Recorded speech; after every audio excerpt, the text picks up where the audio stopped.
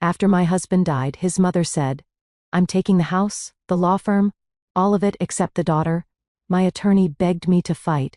I said, "Let them have everything." Everyone thought I was crazy. The final hearing, I signed the papers. She was smiling, until her lawyer turned white when, "My name is Miriam Friedel. I'm 31 years old, and until recently, I lived in Covington, Kentucky, a small city that sits right across the Ohio River from Cincinnati. The kind of place where people wave to each other from their driveways and somehow always know what you paid for your house. I married Joel Friedel when I was 24.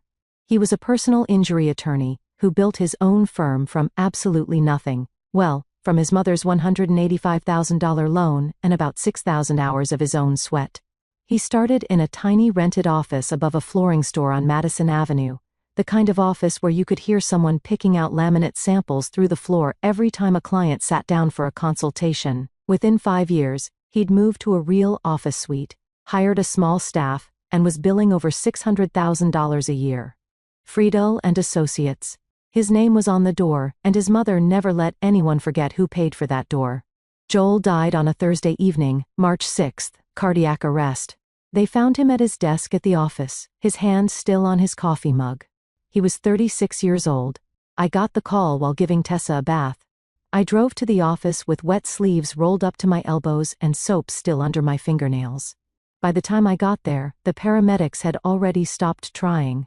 The funeral was the following Wednesday.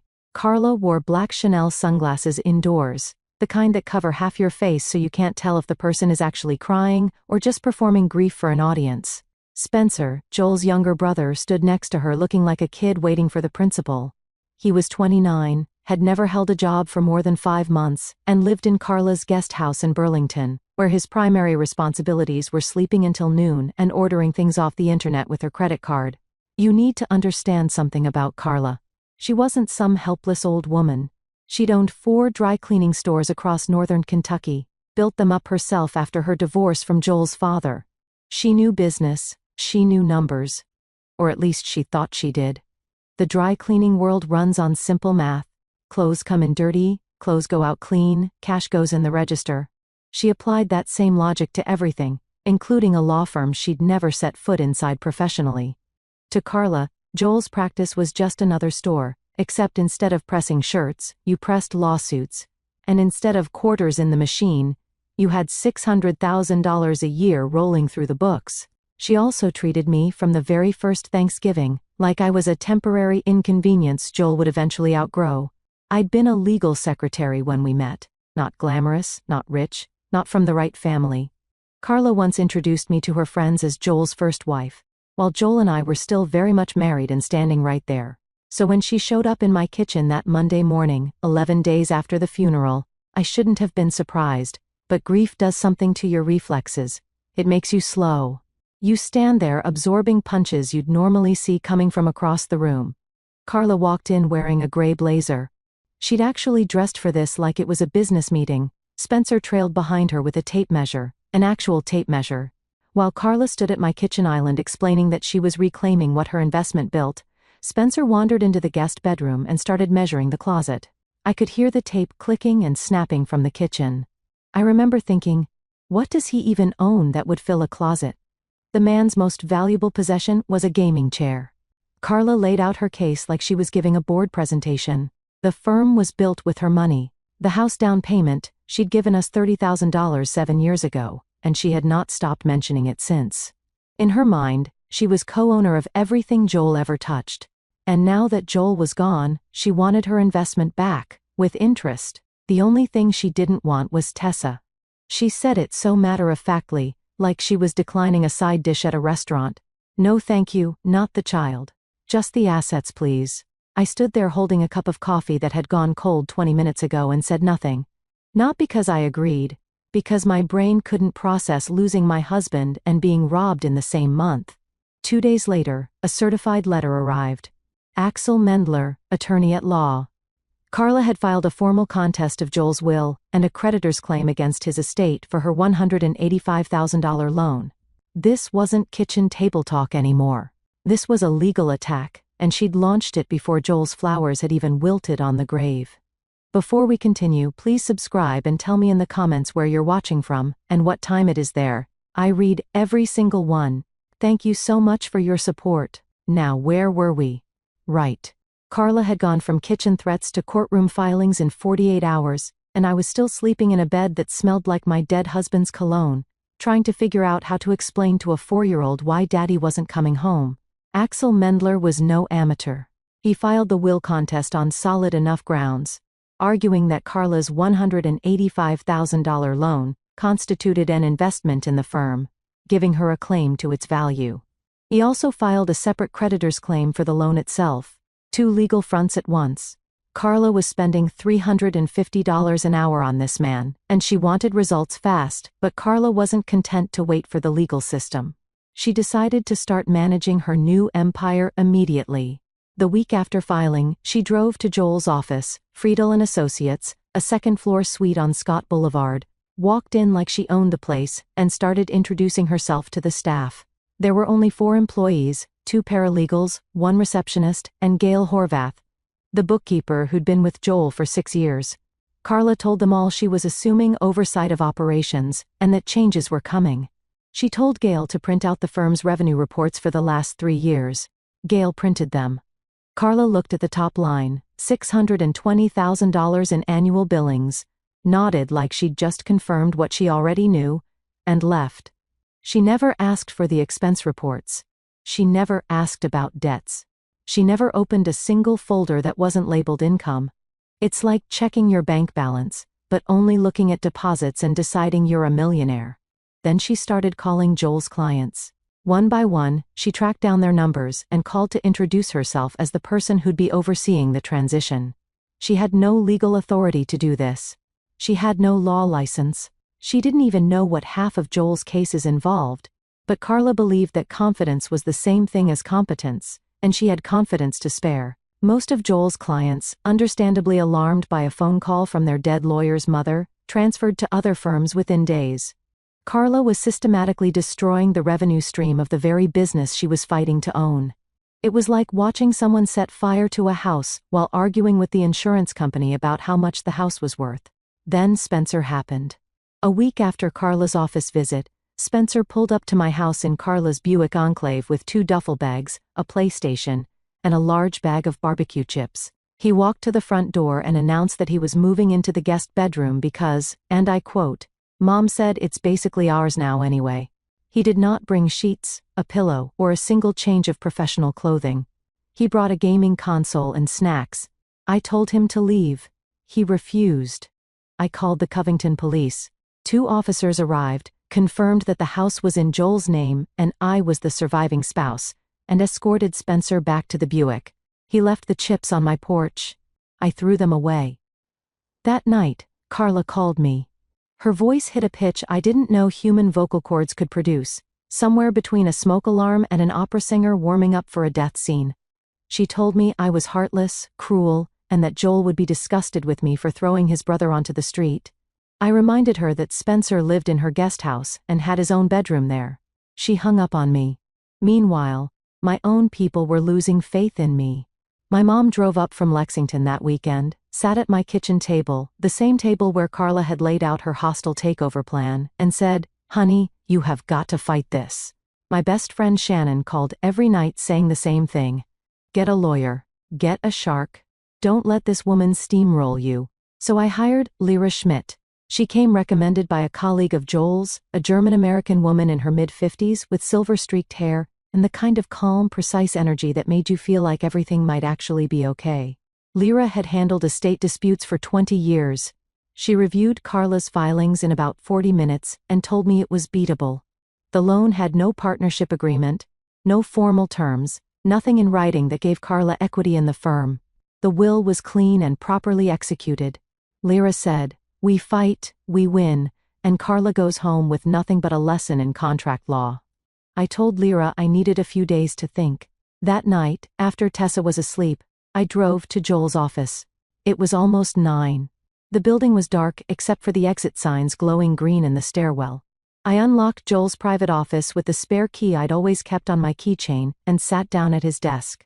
It still smelled like him. coffee and that sandalwood aftershave he'd used since college. I opened the bottom drawer, the deep one, where he kept files he didn't want anyone else touching. Behind a stack of old case folders, I found a sealed manila envelope. My name was written on the front in Joel's handwriting. Not Miriam Friedel, just Miriam. With a small heart drawn next to it like we were still passing notes in high school. I opened it. I read what was inside, and I sat in that dark office for almost an hour without moving, without breathing hard, without crying. For the first time since March 6th, my mind was completely clear. The next morning, I called Lyra. My voice was different. I could hear it myself, steady, calm, like something had clicked into place behind my eyes. I said, "Lyra, I've changed my mind. I don't want to fight. I want to give Carla everything she's asking for. Everything." Lyra didn't say a word for about 10 seconds. And for a woman who bills by the hour, 10 seconds of silence is practically a medical event. I need to tell you what was in that envelope, because this is where the story changes direction. And if you don't understand what Joel did in the last months of his life, nothing that comes next will make sense. 8 months before he died, Joel was diagnosed with a serious heart condition. He'd been having episodes, shortness of breath during routine things like climbing stairs, chest tightness that came and went, a strange fatigue that sleep didn't fix. He finally went to a cardiologist in Cincinnati, a specialist at one of the big hospital systems across the river. The diagnosis was bad, not immediately fatal, but the kind of bad where your doctor uses phrases like progressive and long-term management, while looking at you like they're sorry they went to medical school. Joel told me he did not tell his mother, his brother, or anyone else. You need to understand something about Joel. He was a personal injury lawyer. He spent his entire career looking at how people's lives fell apart. Because someone didn't plan, someone cut corners, someone assumed everything would be fine. He was not going to let that happen to his family. So over those 8 months, while he was still going to the office every day, still wearing his good suits, still telling his mother about his big cases at Sunday dinner, he was quietly, methodically arranging the pieces. The envelope contained 3 things. First, a letter, handwritten, dated 5 weeks before he died. It wasn't a financial document. It was a letter from my husband to me. He wrote about Tessa, how she'd started calling butterflies flutter bees, and he never wanted to correct her. He wrote about our kitchen, how the morning light came through the window, over the sink, and hit the counter at exactly the angle that made everything look golden. He wrote about the day we met when I was 22 and working at the front desk of Bernstein and Kellogg, the law firm where he was a junior associate, and he'd asked me to lunch 4 times before I said yes, because I had a strict policy about not dating lawyers, which, looking back, clearly didn't hold up very well. The last line of the letter: "Don't let her take what matters. She can have the rest." Not instructions, not a scheme, just trust. Joel knew I was smart enough to understand what those words meant once I saw the second and third items in the envelope. Second, beneficiary confirmations. Joel had a life insurance policy, $875,000. He'd taken it out years ago at 30 when he first started the firm. The bank had required it as collateral for his startup business loan. Back then, he was young and healthy, passed medical underwriting with no issues. The policy had been in place for 6 years. All Joel did in his final months was update the beneficiary, changed it to me, Miriam Friedel, sole beneficiary. And here's the key: updating a beneficiary on an existing life insurance policy does not require a new medical exam. It's a form, 1 signature, done. That $875,000 would pay directly to me when he died. It would never enter the estate, never go through probate. Carla could not touch it. Even if she knew about it, which she didn't, she'd have no legal claim. He'd done the same thing with his retirement accounts, a 401k with about $152,000, and a Roth IRA with about $58,000. Updated both beneficiary designations to me. Same principle, named beneficiary receives these directly, outside of probate, outside the estate. That's another $210,000 Carla couldn't reach. I want to be clear about something. This isn't some secret loophole. This is how life insurance and retirement accounts work in every single state in America. Millions of families rely on this exact mechanism. Financial advisors literally tell you to check your beneficiary designations every year. It's not a trick. It's Tuesday afternoon paperwork that most people put off and forget about. Joel didn't forget. Third, the real financial picture of Friedel and Associates.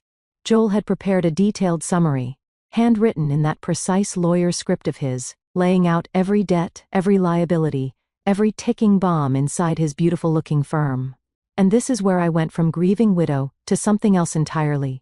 The firm billed $620,000 a year. That part was true. That's the number Joel mentioned at family dinners, the number Carla memorized like scripture. But here's what $620,000 in revenue actually looked like once you peeled back the curtain. $115,000 in accumulated vendor and overhead debts, a pending malpractice settlement. $180,000 already agreed to by Joel before he died, just waiting for payment. $47,000 in unpaid payroll taxes. The IRS doesn't forget about payroll taxes, by the way. They consider those trust fund taxes, meaning the responsible party is personally liable. And then the office lease. 34 months remaining at $4,200 a month. That's $142,800 in rent for a space you can't walk away from. The house worth about $385,000, but Joel had taken out a $220,000 home equity line of credit 18 months ago to keep the firm afloat. Add that to the original mortgage balance of $160,000, and the total debt on the house was $380,000. After closing costs, realtor fees, and transfer taxes, selling that house would net exactly nothing, maybe less than nothing.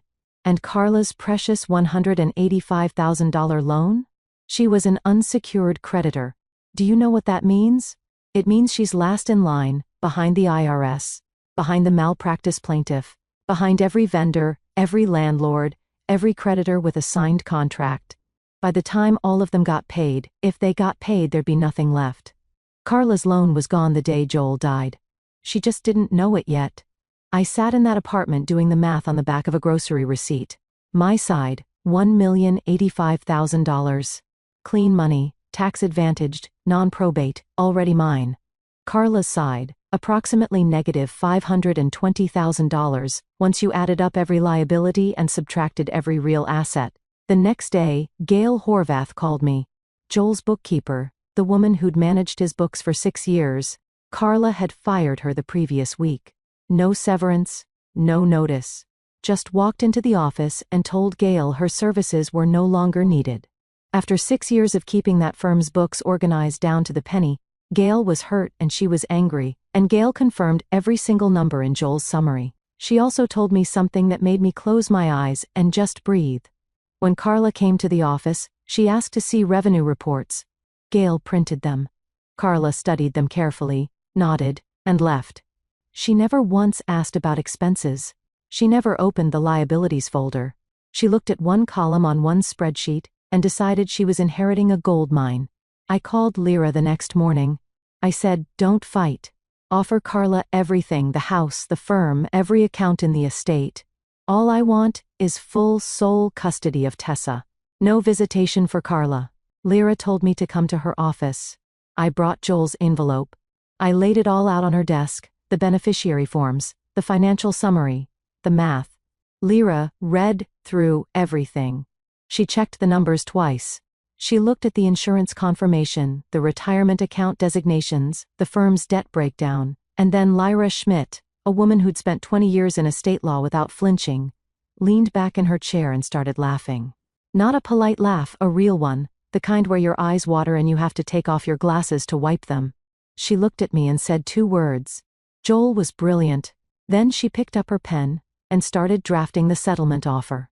Lyra contacted Axel Mendler the following week with an offer that, on paper, looked like a complete surrender. Miriam Friedel would relinquish all claims to estate assets, the firm, the house, every bank account connected to Joel's name. In return, Miriam wanted 2 things: full sole custody of Tessa with no visitation rights for Carla, and Carla drops the will contest permanently. That's it. Take the empire. Leave the child. Axel, to his credit, was suspicious. When someone hands you everything you asked for without a fight, any decent attorney starts looking for the trap. He called Lyra back and said he wanted more time. Specifically, he wanted a full forensic audit of the firm's finances. He told Carla, "Give me 2 weeks to go through the books properly." 2 weeks. That's all he asked for. Carla said no. And here's the thing. Her reasoning wasn't stupid. It was actually logical from her perspective. She'd watched Miriam for 7 years. She'd seen a quiet, polite woman who never argued, never pushed back, never raised her voice at a single holiday dinner, no matter how many times Carla called her Joel's first wife or asked when she was going to do something with her career. In Carla's mind, Miriam was finally doing what Miriam always did. Folding. And if you're holding a winning hand and your opponent is trying to leave the table, you don't say, "Wait, let me double-check my cards." You take the pot, she told Axel. "I've seen the revenue. $620,000 a year. My son built that with my money. Get me those papers before she changes her mind." Axel pushed back hard. He drafted a formal advisory letter. 2 pages, single-spaced, stating that due diligence on the firm's financial position was incomplete, and recommending that Carla wait for a full audit before accepting any transfer of assets and liabilities. This is standard legal practice. Attorneys do this to protect themselves, and Axel was protecting himself beautifully. Carla read the letter, signed the waiver at the bottom, acknowledging that she was proceeding against counsel's recommendation, and told Axel to schedule the signing. There was one more thing. Axel asked Lyra directly, "Are there any non-estate assets we should be aware of? Life insurance policies? Retirement accounts with named beneficiaries?" Lyra responded exactly as she should have. "Non-estate assets are outside the scope of this estate settlement, and my client is under no legal obligation to disclose them." Carla heard this through Axel and dismissed it immediately. Joel never mentioned life insurance to her. She assumed he didn't have any. Why would he? He was 36. He was healthy as far as she knew. Young men don't think about life insurance. Except Joel did, because a bank had required it 6 years ago, and Joel was the kind of man who kept paying premiums on time even when everything else was falling apart. While Carla was busy signing waivers and ignoring her own attorney's advice, I was quietly building my new life. The insurance company processed my claim in just under 3 weeks. $875,000 deposited directly into my personal checking account at a credit union in Florence, Kentucky. I'd opened that account specifically for this purpose. No connection to any of Joel's accounts. No connection to the estate. I also initiated the rollover on Joel's retirement accounts. $152,000 from his 401k and $58,000 from his Roth IRA into accounts in my name only. I started moving things out of the house. Nothing dramatic. A few boxes at a time. Tessa's clothes and toys first. Then, my books. My documents. The photo albums. I found a 2-bedroom apartment in Florence, about 20 minutes south of Covington. Clean, safe, good school district. First and last month's rent was $1,800. I paid it out of my checking account and didn't blink. Meanwhile, Spencer was living his best life. Carla had sent him to the firm to manage operations while the legal process played out, which mostly meant he sat in Joel's chair, spun around a few times, and tried to figure out the phone system. He called a process server, a delivery guy. He asked one of the paralegals what a retainer agreement was. On his 3rd day, Carla had him go to the bank and sign on to the firm's operating account as a co-signer so he could handle day-to-day expenses. Spencer signed every document the bank put in front of him without reading a single word. He didn't realize he was making himself jointly liable for obligations tied to that account. Spencer never read anything that didn't have a screen and a controller attached to it. My mom came up from Lexington one more time. She sat across from me at my new kitchen table, a small IKEA table I'd assembled myself, which honestly felt like a bigger accomplishment than my entire marriage, and said, "Miriam, you're giving up Joel's house? His life's work? Are you having some kind of breakdown?" I wanted to tell her everything. I wanted to open my laptop and show her the bank balance and watch her eyes go wide. But I couldn't. Not yet. Not until the papers were signed, and there was no chance of anything leaking back to Carla through the small-town telephone chain that connects every mother in Kentucky to every other mother within about 45 minutes. So I just said, "Mom, trust me. It's gonna be okay." She didn't believe me. I could see it in her face, but she hugged me anyway, and that was enough. The signing was scheduled for a Tuesday in late June. The night before, I laid out Tessa's outfit for daycare, packed my bag with the signed apartment lease and a folder of bank statements showing $1,085,000 in clean assets, and set my alarm for 6:30. I climbed into bed, pulled the covers up and fell asleep in under 5 minutes. First time that had happened since March 6. Axel Mendler's office was on the 3rd floor of a brick building on Pike Street in downtown Covington. Conference room with beige walls, industrial carpet, and a coffee machine that produced something technically brown and technically warm, but only theoretically coffee. I arrived at 9:15 with Lyra. We took the 2 chairs on the left side of the table and waited. Carla walked in at 9:20 with Spencer and Axel. She was dressed like she was accepting a Lifetime Achievement Award. Full makeup, gold earrings, a cream silk blouse that probably cost more than my first month's rent. Spencer wore a new navy blazer. I noticed the price tag was still tucked inside the collar, hanging against the back of his neck like a little white flag. Nobody told him. I certainly wasn't going to. The documents were straightforward. I, Miriam Friedel, hereby transfer all claims to the estate assets of Joel Friedel, including but not limited to the law practice known as Friedel, and Associates, the residential property and all associated financial accounts, to Carla Friedel, who accepts said assets along with all associated liabilities. In exchange, Carla relinquishes all claims regarding custody of Tessa Friedel, and I receive full sole custody with no visitation rights for Carla or Spencer. Lyra made one quiet statement before I signed. For the record, my client is signing voluntarily and wishes to confirm that the opposing party has reviewed and accepted the estate inclusive of all disclosed liabilities. Axel confirmed. Carla didn't even look up. She was already reaching for her pen. I signed. Carla signed. Spencer sat there grinning like he'd just been promoted to CEO of something. The whole thing took 8 minutes, fastest 8 minutes of my life. And I once ran a half-mile in high school gym class to avoid getting a B in physical education. As I stood to leave, Carla couldn't resist. She looked at me across the table and said she hoped I'd finally learn to stand on my own 2 feet without a Friedel to lean on. Spencer nodded along, probably without understanding exactly what she'd said, but agreeing on principle because that's what Spencer does.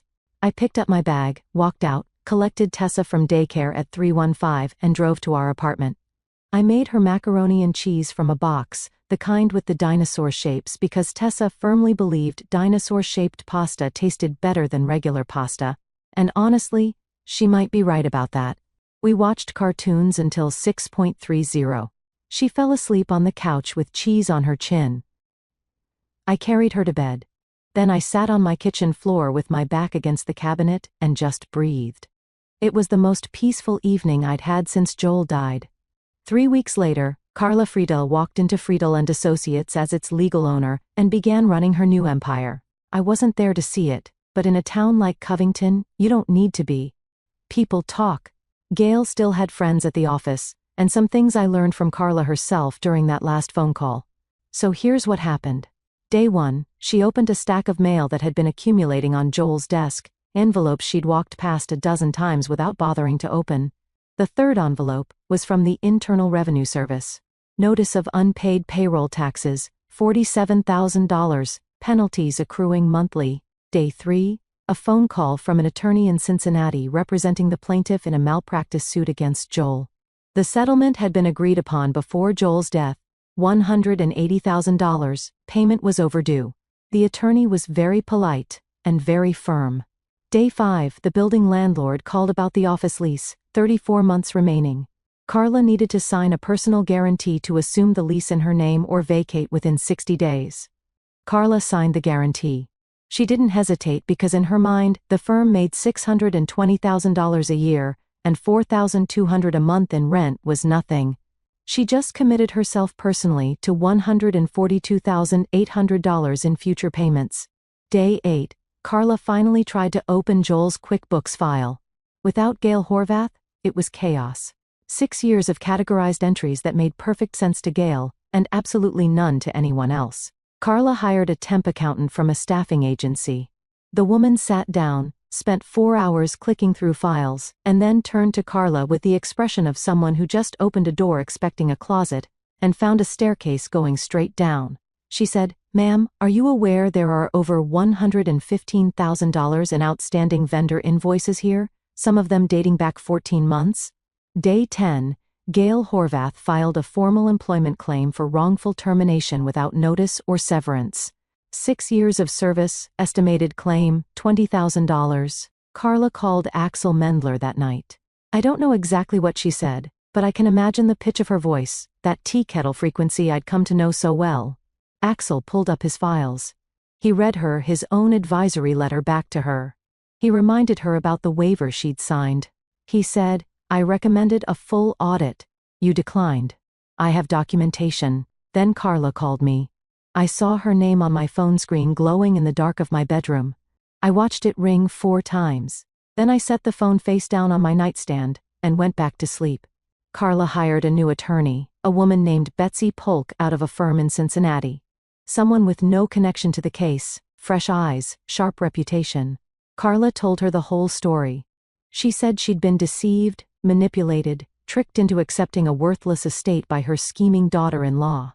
Betsy reviewed everything: the settlement agreement, the signed waiver, Axel's advisory letter, the estate filings that Lyra had prepared and disclosed before the signing. Every liability had been listed. Every debt was in the paperwork. Nothing was hidden. Nothing was fabricated. Miriam hadn't lied about a single thing. She simply hadn't volunteered information about assets that were legally hers and legally outside the estate. Betsy reviewed everything, and from what I heard later, told Carla the truth in terms that left no room for hope. She was represented by competent counsel. She was advised to wait for a full audit. She refused. She signed a waiver. The settlement was voluntary, mutual, and documented. No fraud. No case. Apparently, the exact words were, "What you have is not a legal claim. What you have is a very expensive lesson." Carla tried to sell the house. Her realtor ran the numbers and delivered the news at her own kitchen table. After paying off the mortgage, the HELOC, closing costs, and agent commission, Carla would owe approximately $11,000 at closing. The house wasn't an asset. It was an exit fee. The IRS didn't care about Carla's feelings. Payroll tax penalties kept accruing. Carla began dipping into her personal savings, money she'd spent 30 years accumulating from her dry cleaning stores. She sold the Burlington location first, then the one in Erlanger. 2 stores gone in 2 months, and she still wasn't close to covering the firm's total liabilities. Spencer, who had been playing managing partner for exactly 19 days before the walls caved in, suddenly remembered he had somewhere else to be. He tried to remove himself as CO signer on the firm's operating account. The bank informed him that his signature created joint liability for certain obligations processed through that account, including a vendor payment plan that Carla had set up using the account after the transfer. Spencer hired his own lawyer, a 29-year-old man, whose mother had been paying his cell phone bill for the last 6 years, hired an attorney to sue that same mother, claiming she'd coerced him into signing bank documents he didn't understand. His case went nowhere. He'd signed voluntarily as an adult with no documentation of duress. But the lawsuit itself, Spencer Friedel versus Carla Friedel, was real, filed in Kenton County, case number and everything. Mother and son, the inseparable team who'd stood in my kitchen measuring rooms and making plans, were now paying separate attorneys to argue against each other. I honestly couldn't have written a better ending if I'd tried. And believe me, during those long nights in my apartment while Tessa slept, I'd imagined quite a few. The last time Carla called me, I answered. She was crying, not the performative grief I'd seen at Joel's funeral. Real tears, the messy kind. The kind you can hear through a phone. She said she was losing everything. She said she didn't know. She said she needed help. I listened. I didn't interrupt. And when she finished, I said, "Carla, you stood in my kitchen and told me you wanted everything except my daughter. Do you remember that? You said you didn't sign up for someone else's child. You wanted the house, the firm, every single dollar. And I gave you exactly what you asked for, every single piece of it." Then, I hung up. And I went back to helping Tessa glue macaroni onto a piece of construction paper, because she decided she was making a portrait of a horse, and she needed more noodles for the mane. That night, after Tessa was in bed, I sat at my little IKEA table, the one I'd assembled myself with a YouTube tutorial and a butter knife because I couldn't find the Allen wrench, and opened my laptop. I filled out the application for a paralegal certification program at Gateway Community College. Tuition was $4,200 a semester. My bank account had $1,085,000 in it. I could afford it. On my nightstand, framed in a simple black frame I'd bought at a craft store for $6, was Joel's letter. I read the last line every night before I turned off the light.